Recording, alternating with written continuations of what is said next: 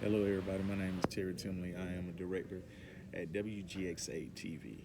So, this right here is my little rundown, which is our news. So, I already got my script, I already filled out and ready.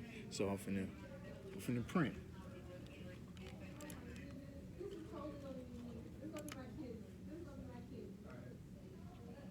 So, I did little steps. Now, finna go ahead and take it to the back.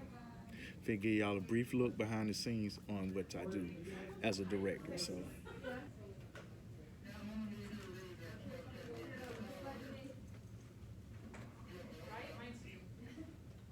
All right, guys, let's go ahead and have a good show. Good show. Boofing? No, Camille in the back already? Yep. Okay, cool. All right. Hey, man, what's going on? Got your rundown right here, sir. All right. Did they tell you about that NCX? I guess they did. Yeah, to my, That started. yeah, they did. All right, bro, appreciate it. 7, 6, 5, There's no what? 4, Oh, sorry, hold on. 3. Son up in A for Alpha. A for Alpha. Stand by, we're recording. And we on there. Let's go. Taking MTX back to the intro. Got it. We already go. I'm on front 65, right? Yep. Appreciate it, Mama. Fade up. Good evening, and thanks for watching WGXA News at 6. I'm Katie Thurbur. Breaking right now, tense moments at a Portland, Oregon high school. They say a staff member tackled a man armed with a gun to the ground today. That's at a high school in Portland, Oregon. Officers responded to the school just before noon for a call reporting a man armed with a gun near the school. When officers got there, the staff member had already wrestled the suspect to the ground. Police say no one was hurt, but they haven't determined if any shots were fired or not. Officers have recovered the gun. Again, that's in Portland, Oregon, at a high school there. Developing now, an Ohio State University professor is accused of abusing nearly 200 students. And U.S. officials spoke anonymously about where exactly election hacking happened in Florida. Also, tension is building between the U.S. and Iran. We start in Ohio. An Ohio State University athletic doctor is accused of sexually abusing at least 77 male students over the span of 2 decades. According to a report released by the university, Dr. Richard Strauss, who's now dead, is accused of committing the abuse from 1979 to 1997 with athletes from 16 different sports. According to the Associated Press, Dr. Strauss also worked at the Student Health Center and an off-campus clinic. There may have been 2 counties in Florida that were hacked in the 2016 election. One of those is Washington County, made up of about 25,000 people. Right now, it's not known which other counties may have been involved. Florida's Governor Ron DeSantis can't comment, but CNN reports other officials are calling for the information to be made public and for action to be taken against anyone responsible. DeSantis says voter data wasn't manipulated and didn't impact Florida vote totals. President Trump says he hopes the U.S. isn't going to war with Iran. That's after he tweeted yesterday, quote, "I'm sure that Iran will want to talk soon." The Associated Press reports the question comes up among worries that Secretary of State Mike Pompeo and National Security Advisor John Bolton have been the administration's face for pressure against Tehran. Current time 6:01. Jeff Cox live with you in the Weather Center this afternoon, where some of you have had to deal with a few thunderstorms. We knew isolated storms would be possible, and that's what we've ended up with south of Macon. If you're north of Macon, nothing to worry about right now. Let's take you first into parts of Houston and Twiggs counties. Perry, you've got an intense downpour right overhead right now. This is what's left of a shower and storm that drifted from Warner Robins south, so very heavy rain right over the city of Perry.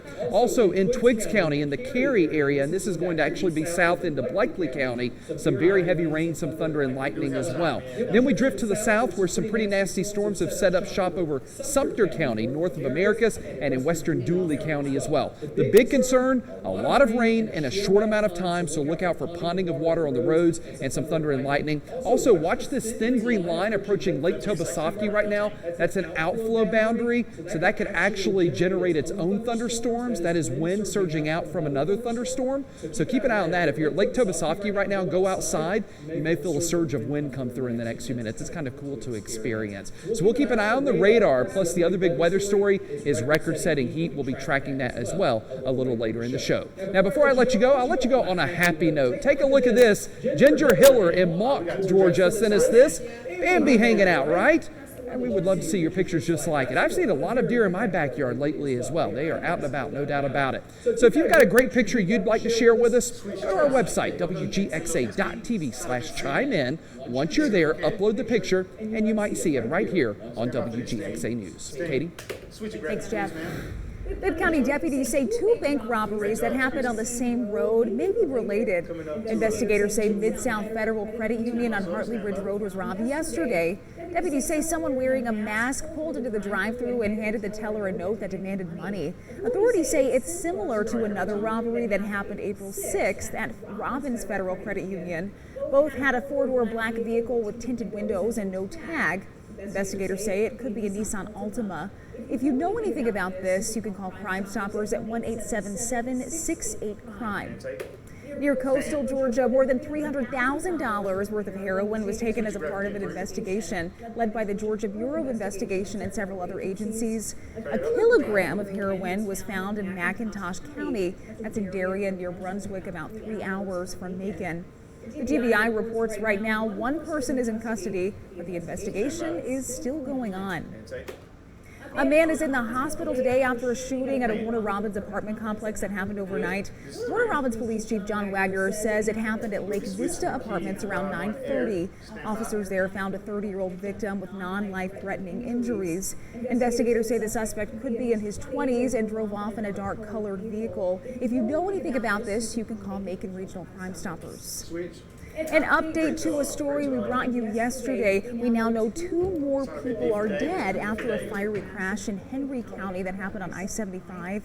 Authorities say 4 people were killed when a tractor trailer crashed into a pickup truck, shoving the truck into another tractor trailer. The Henry County Sheriff's Office says all people inside the pickup truck died. The identities of those who were killed have not been released yet. It's almost summertime and pool weather is already here. But WGXA's Miles Garrett shows how a new report from the CDC may have you thinking twice before jumping in.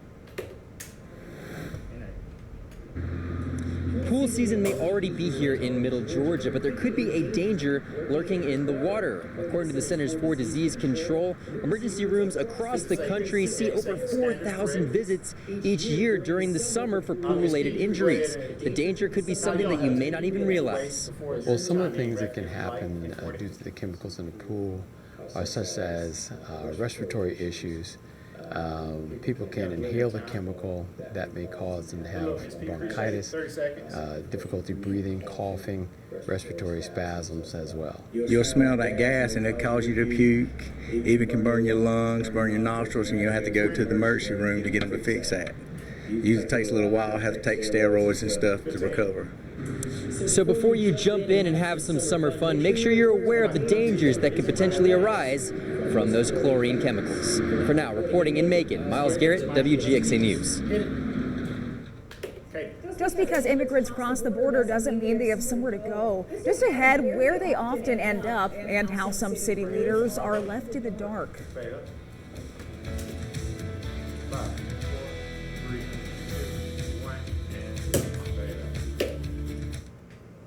Good luck. Great communication.